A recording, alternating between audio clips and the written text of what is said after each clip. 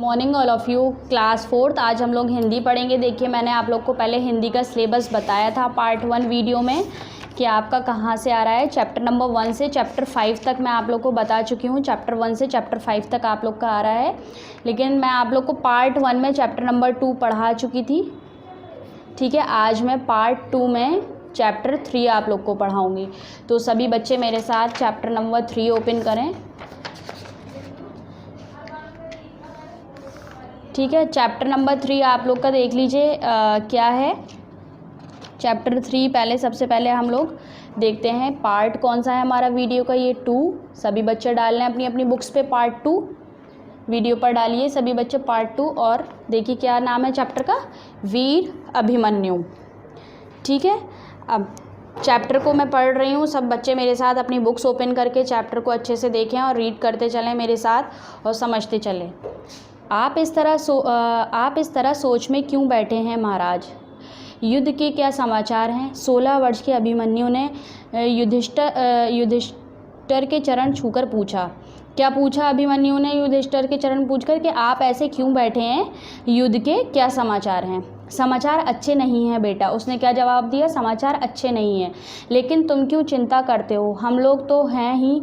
युधिष्ठिर ने कहा समाचार, उसने क्या बोला कि तुम क्यों चिंता कर रहे हो कि हम लोग तो हैं ही, मुझे भी बताइए। अभिमन्यु ने आग्रह किया, मतलब अभिमन्यु ने पूछा उससे कि मुझे भी बताइए। युधिष्ठिर बोले ये तो तुम जानते ही हो कि अभी तक हमारी जीत हो रही थी। कौरव सेना के बहुत से वीर मारे गए थे। वो क्या बोलता है युधिष्ठिर उससे अभिमन्यु से कि तुम जानते तो हो कि अभी तक हमारी जीत हो रही थी और उनके कौरव सेना के वीर मारे गए थे, परंतु आज जब अर्जुन यहाँ नहीं है तब कौरव सेना ने चक्रव्यूह की रचना की है। ठीक है, तो क्या बोला उसने?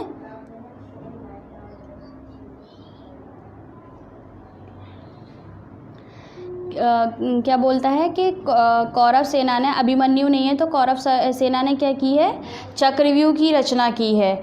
तो इसमें चिंता की क्या बात है? अभिमन्यु ने पूछा। अभिमन्यु ने क्या पूछा कि इसमें चिंता की क्या बात है? युधिष्ठिर ने कहा तुम नहीं जानते कि चक्रव्यूह को तोड़ना कितना कठिन है। युधिष्ठिर ने क्या कहा कि तुम नहीं जानते चक्रव्यूह को तोड़ना कितना कठिन है। उसमें सेना के चक्करदार घेरे में खड़ा किया गया। उसमें सेना का चक्करदार कहाँ खड़ा किया गया? घेरे में खड़ा किया जाता है।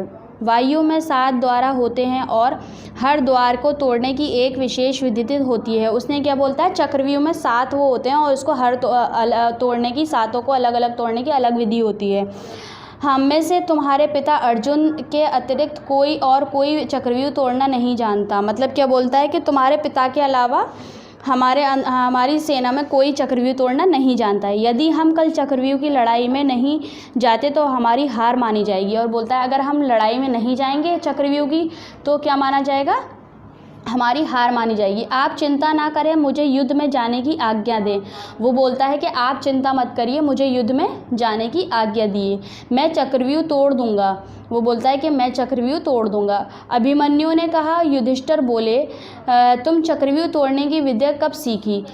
अभिमन्यु ने जब ये कहा तो युधिष्ठिर ने उससे क्या पूछा कि तुमने चक्रव्यूह तोड़ने की विद्या कब सीखी? अभिमन्यु ने क्या जवाब दिया? अभिमन्यु ने उत्तर दिया महाराज एक बार पिता जी ने माँ से चक्रव्यूह तोड़ने का वर्ण किया था। क्या उसने क्या बोला कि माँ से एक बार पिताजी ने चक्रव्यूह तोड़ने का वर्ण किया था। उस समय मैं माँ के पेट में था और मैंने ये वर्ण सुना। उसने क्या बोला कि उस समय जब पिताजी ने माँ से बोला था, चक्रव्यूह तोड़ने का वर्ण किया था, तो उस समय वो क्या था? अपनी माँ के पेट में था और उसने ये वर्ण सुना था। तभी से मैं ये विद्या जानता हूँ। उसने कहा तभी से मैं ये जानता हूँ। केवल वायु की निकालना नहीं जानता, मतलब वायु को निकालना नहीं जानता था, क्योंकि जब अंतिम द्वार तोड़ने का वर्ण आया तभी माँ को नींद आ गई थी। क्या हुआ था? जब लास्ट का वर्ण तोड़ने का आया था तभी उसकी माँ को नींद आ गई थी और पिताजी वर्ण सुनाना बंद कर दिया था। और पिताजी ने क्या किया था? वर्ण सुनाना बंद कर दिया था। अंतिम द्वार तो मैं अपनी गदा से ही तोड़ दूंगा। वो क्या बोलता है? अंतिम द्वार जो है वो अपनी गदा से ही तोड़ देगा। ठीक है, क्या बोलता है, अपनी गदा से ही तोड़ दूंगा। अभिमन्यु ने गदा हिलाते हुए गिरजकर कहा। युधिष्ठिर ने अभिमन्यु से कहा, लेकिन तुम अभी बालक हो, हम तुम्हें लड़ाई में कैसे भेज सकते हैं। उसने युधिष्ठिर ने क्या जवाब दिया कि अभी तुम बालक हो, हम तुम्हें लड़ाई में कैसे भेज सकते हैं। अभिमन्यु ने कहा, महाराज मैं भी वीर पुत्र हूँ। उसने क्या जवाब दिया कि मैं भी एक वीर पुत्र हूँ, शत्रु ललकारे और मैं बैठा रहूँ, ये कैसे हो सकता है। युधिष्ठिर करते भी क्या, उन्होंने अभिमन्यु को युद्ध में जाने की आज्ञा दे दी। फिर उन्होंने जब उसकी बातें सुनी तो उसे लड़ाई में जाने की आज्ञा दे दी। चक्रव्यूह के द्वार पर गुरु द्रोणाचार्य खड़े थे। अभिमन्यु ने दूर से ही उनके चरणों में बाण छोड़कर प्रणाम किया। मतलब उसने दूर से ही उसके पैर छोड़ के क्या किया, प्रणाम किया। द्रोणाचार्य समझ गए कि ये अर्जुन का ही पुत्र है, अभिमन्यु है। और वो लोग क्या समझ गए थे कि ये अभिमन्यु किसका पुत्र है, अर्जुन का ही। बाणों की बौछार करते हुए अभिमन्यु वायु के भीतर घुस गया। उसके पीछे भीम और दूसरे पांडव वीर थे। कौन थे अभिमन्यु के पीछे, भीम और दूसरे उसके पांडव। भीम ने द्रोणाचार्य के रथ को उठाकर घोड़े समेत आकाश में फेंक दिया और वायु में घुसा दिया। कहाँ फेंक दिया भीम ने द्रोणाचार्य को, उसके मतलब घोड़े समेत उसे उठाकर हवा में आकाश में फेंक दिया था और उसके वायु में घुसा दिया। वायु के अगले द्वार का जयद्रथ था। अभिमन्यु का उससे घोर युद्ध हुआ। उसे हराकर अभिमन्यु भीतर घुस गया। अभिमन्यु का किससे, वायु के अगले द्वार के जयद्रथ था। ठीक है, जयद्रथ था जिससे उसका बहुत युद्ध हुई और उसे हराकर वो कहाँ घुस गया, भीतर मीन्स अंदर घुस गया। परंतु भीम और दूसरे पांडवों को जयद्रथ ने वायु के भीतर ना जाने दिया। जयद्रथ ने क्या करा, उसको भीम को और पांडवों को अंदर नहीं जाने दिया। अभिमन्यु अकेला पड़ गया था, लेकिन अकेले ही वह सबसे युद्धता करता रहा, वो अकेले ही सबसे लड़ता रहा। उसके बाणों की वर्षा की कौरवों की सेना की हाथी घोड़े पैदल सैनिक सब गिरने लगे। वह जिधर भी मुड़ जाता उधर मैदान साफ हो जाता। मतलब उसकी ताकत से और क्या होने लगा, वो सब इधर उधर होने लगे और वो जिधर भी जाता वहाँ से सब साफ हो जाता। अभिमन्यु की वीरता देखकर कौरवा में खलबली मच गई। उसकी वीरता देखकर सब में किसमें, कौरवों में खलबली मच गई। युद्धोधन ने जब देखा कि चक्रव्यूह का अंतिम द्वार टूटने ही वाला है तो उसने अपने 7 महारथियों को ललकार कर कहा, आप देखते क्या हैं। ठीक है, उसने ललकार कर क्या कहा महारथियों से, आप देखते क्या हैं, एक साथ मिलकर इसे क्यों नहीं मार डालते। उसने बोला क्या आप देखते क्या हैं, एक साथ मिलकर इसे क्यों नहीं मार डालते। ये सुनते ही 7 महारथियों ने उसे घेर लिया और उस पर चारों ओर से बाणों की वर्षा करने लगा। और क्या करने लगा, महारथियों ने उसे घेर लिया और चारों तरफ से वो बाणों की वर्षा करने लगा। किंतु कहाँ वह एक और कहाँ 7 महारथी, वो कहाँ अकेला था और वहाँ पर 7 महारथी उसके साथ। अभिमन्यु का सारथी मार डाला गया, धनुष की काट दिया गया।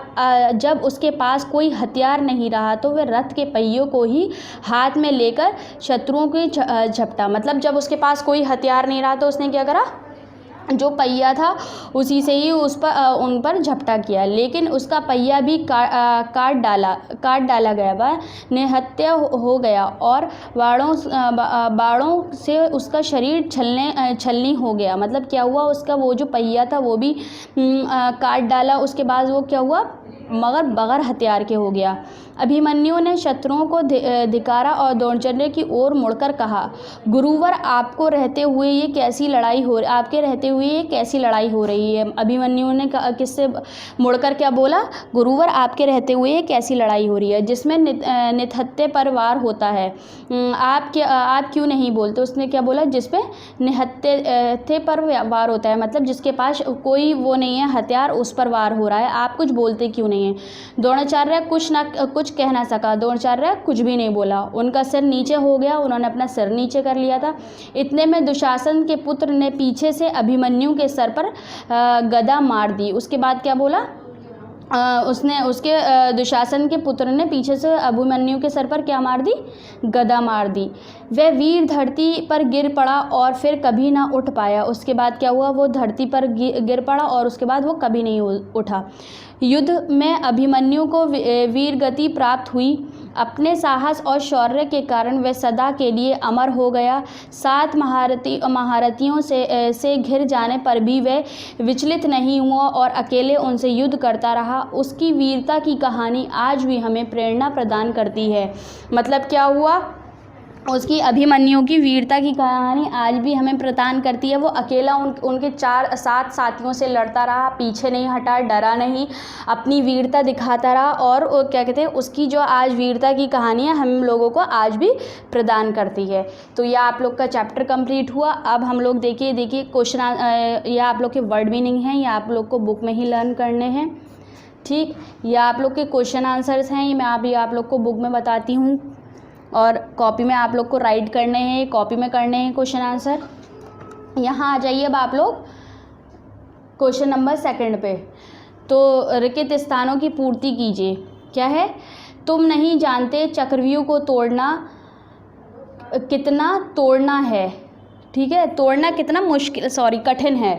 यहाँ आएगा कठिन, तोड़ना नहीं आएगा, कठिन आएगा।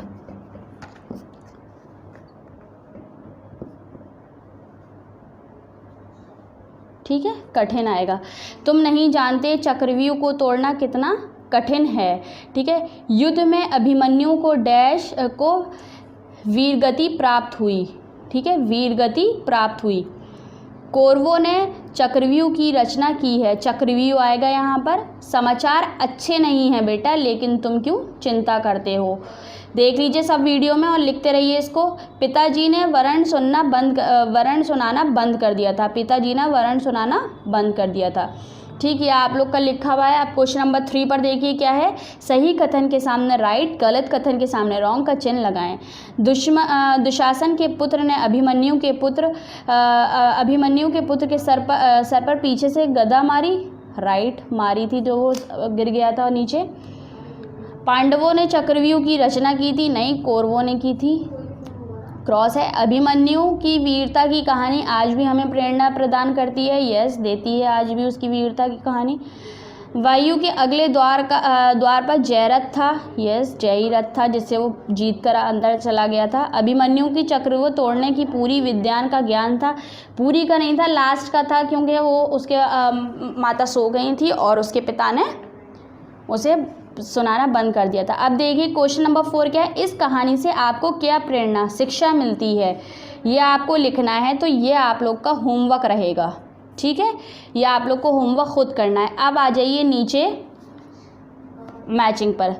सतम आ और सतम बा से सुमेलित कीजिए। ठीक है, राजा का पुत्र, राजपुत्र। ठीक है, यहाँ पर लिख दीजिए 1 और इसको मिला भी सकते हैं। ग्रह का स्वामी, ग्रह स्वामी, लास्ट वाला है 2, इसको इससे मैच कर दीजिए। ठीक है, देवताओं का लोक, देवलोक, 3rd ही आ गया आपका, 1st से मैच कर दीजिए। वीर का पुत्र, वीर पुत्र, 4th, 3rd से मैच होगा, इसको मैच कर दिए। वीरों की गति, वीर गति, 5th इससे मैच होगा, 2nd से, इसको मैच करिए। 6 क्या है, राष्ट्र का ध्वज, 5th से मैच होगा, राजध्वज। ठीक है, इसको इससे मैच कर दिए। तो ये आप लोग की हो गई मैचिंग कंप्लीट। अब आ जाते हैं हम लोग किस पे, पीछे पेज टर्न करिए। ये आप लोग को दिया गया है, नीचे दिए गए शब्दों के वाक्य प्रयोग कीजिए। यहाँ वाक्य बनाने हैं। तो आप लोग का क्वेश्चन नंबर 4 और क्वेश्चन नंबर 6 क्या है, होमवर्क है। आप लोग को ये होमवर्क करना है, क्वेश्चन नंबर 6 और क्वेश्चन नंबर 4, मतलब 4 और 6 दोनों क्वेश्चन आप लोग को होमवर्क में करना है। अब मैं आप लोग को बताती हूँ क्वेश्चन आंसर्स। ठीक है, तो क्वेश्चन आंसर में मैंने आप लोग को बताती हूँ, मैं अपने क्वेश्चन आंसर सॉल्व कर रखे हैं मैंने। ये देखिए, सबसे पहले आपको कॉपी पे डालना होगा पार्ट 2। ठीक, उसके बाद यहाँ वीडियो की डेट शो करनी होगी। उसके बाद आपको लिखना होगा चैप्टर नंबर, पार्ट 3 और चैप्टर का नेम। देन उसके बाद आप लोग को ये ब्लू लाइन वाली हेडिंग डालनी होगी, निम्नलिखित प्रश्नों के उत्तर दीजिए। ये मैंने यहाँ 1 डाल के ये हेडिंग डाल दी है। उसके बाद मैंने क्वेश्चन नंबर 1 उतारा, अभिमन्यु ने चक्रव्यूह तोड़ने की विद्या कब और कैसे सीखी। ठीक है, अब मैं आप लोग को ये क्वेश्चन बताती हूँ, आंसर कहाँ है इसका आपकी बुक में दिया गया है। क्वेश्चन नंबर 1 आप लोगों को करना है, पेज नंबर 15 आप लोग का है, यहाँ पर। तो यहाँ से देखिए फर्स्ट सेकंड थर्ड लाइन में दिया गया है, एक बार पिताजी ने माँ से चक्रव्यूह तोड़ने का वर्ण किया था। ठीक है, उस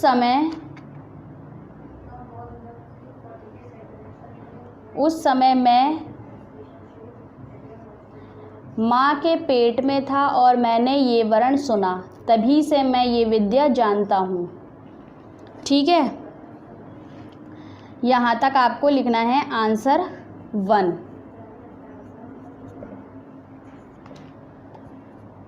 लाइन नंबर 3 में शुरू होगा, लाइन नंबर 4 जानता हूँ तक लिखना है। यहाँ मैं क्वेश्चन के आगे आप लोग का डाल देती हूँ, कौन से पेज पर है, पेज नंबर 15 पर है। अब क्वेश्चन 2 देखिए, क्वेश्चन 2 क्या है आप लोग का, अभिमन्यु ने युधिष्ठिर के चरण छूकर क्या पूछा। ठीक है, तो ये पेज नंबर आप लोग को 14 पे मिल जाएगा। पेज नंबर 14 ओपन करिए, देखिए ये आ गया पेज नंबर 14। फर्स्ट लाइन ही आप लोग को दिए, आप इस तरह सोच में क्यों बैठे हैं महाराज, युद्ध के समाचार क्या हैं। 16 वर्ष के अभिमन्यु ने युधिष्ठिर के चरण छूकर पूछा। ये आप लोग का आंसर हो गया 2। ठीक है, ये अब आप लोग का आंसर 2 हो गया है। देख लीजिए पेज नंबर 14 पर है आप लोग का आंसर नंबर 2।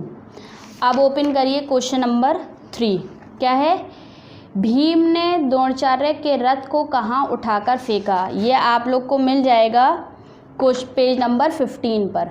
तो यहाँ पेज 15 में डाल रही हूँ, पेज 15 ओपन करिए और आप देखिए ये आप लोग की लास्ट पैराग्राफ से ऊपर वाला पैराग्राफ देखिए, यह लिखा है भीम ने द्रोणाचार्य के रथ को उठाकर घोड़े समेत आकाश में फेंक दिया। यहाँ तक आप लोग को करना है आंसर 3। ठीक है, ये आप लोग का हो गया आंसर 3। अब देखिए, अब हम क्या करेंगे, क्वेश्चन नंबर 4 देखेंगे। क्वेश्चन नंबर 4 क्या है, युद्धोधन ने अपने 7 महारथियों को क्या आदेश दिया। ये आप लोग को मिलेगा पेज नंबर 16 पर। तो पहले आपको इसमें क्वेश्चन से लिखना है, युद्धोधन ने, इतना लिखना है क्वेश्चन में से, सिर्फ इतना। ठीक है, अब पेज नंबर 16 पर देखते हैं। पेज नंबर 16 पर आप देखिए फर्स्ट और सेकंड लाइन में लिखा है, अपने 7 महारथियों को ललकार कर कहा, आप देखते क्या हैं, एक साथ मिलकर इसे क्यों नहीं मार डालते। ये यहाँ तक आपको करना है क्वेश्चन नंबर, आंसर ये कौन सा है आपका 4। कौन सा आंसर है ये, 4 आंसर है। ठीक है, आप अपने 7 महारथियों को ललकार कर कहा, आप देखते क्या हैं, एक साथ मिलकर इसे क्यों नहीं मार डालते। ये आप लोग का यहाँ से शुरू हो रहा है, यहाँ ख़त्म है। पहले क्वेश्चन में से आप लोग को लिखना है ये युद्धोधन ने, उसके बाद अपने 7 महारथियों से लेकर मार डालते तक आंसर 4 करना है। अब आ जाते हैं हम लोग क्वेश्चन 5 पर। क्वेश्चन 5 क्या है, कौरवों ने किस चीज़ की रचना की थी। ठीक है, तो ये आप लोग को पेज नंबर मिलेगा 14 पर। तो यहाँ डालते हैं पेज नंबर 14। ठीक है, ये आप लोग को पेज नंबर 14 पे मिलेगा। पेज नंबर 14 मैंने ओपन करा, ये रहा, ये लिखा, कौरवों ने चक्रव्यूह की रचना की है की जगह थी। ठीक है, ये आपका हो गया आंसर 5 आंसर है ये। ठीक है की जगह क्या लिखना है, हमें थी लिखना है बस। बाकी आप लोग का बुक में मैंने सब बता दिया, आप लोग को बुक में से लिखना है आप लोग को। मैं एक बार फिर रिपीट करती हूँ, दोबारा देखिए। क्वेश्चन नंबर 1 पेज नंबर 15 पर